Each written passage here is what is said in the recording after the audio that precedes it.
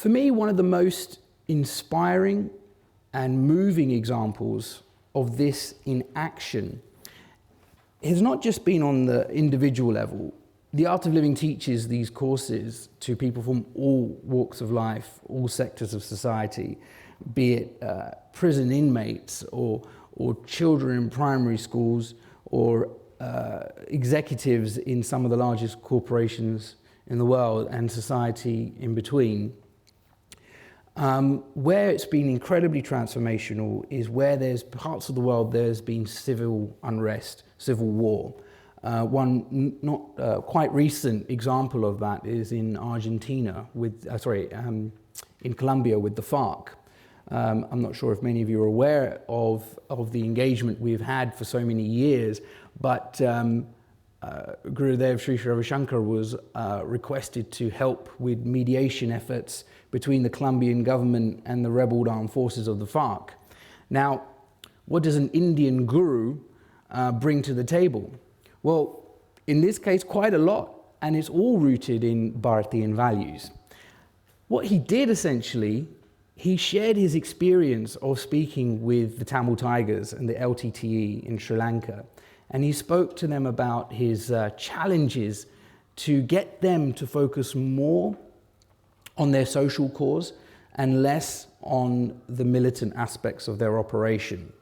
Because if you have a social cause, you have a voice, it should be used, and gave the example of Mahatma Gandhi and his success in his endeavors. The FARC took this, but they didn't trust that it would work.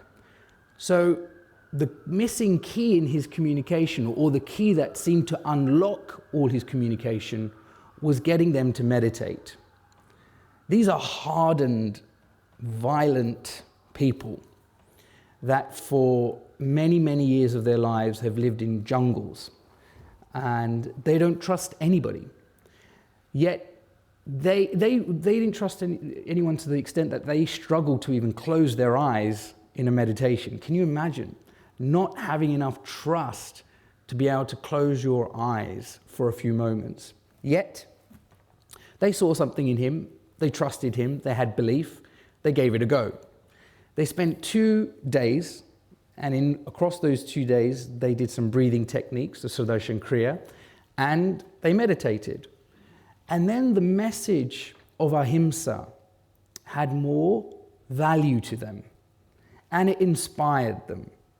And subsequent talks developed, and if you see where the FARC are now, they're a political party, a unilateral ceasefire was arranged, and 50 years of conflict has not kicked off in the last 4 or 5 years, which is very impressive. And where does this result come from? Bharatian values.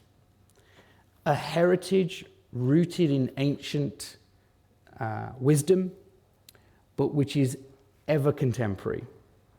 So, if you take the examples of that, and also the current issues that are happening in Ayodhya with the Babri Masjid, these talks are being mediated using the same principles of mutual respect and understanding amongst communities for a progressive and a modern India, which is again still rooted in traditional ancient Bharatian values.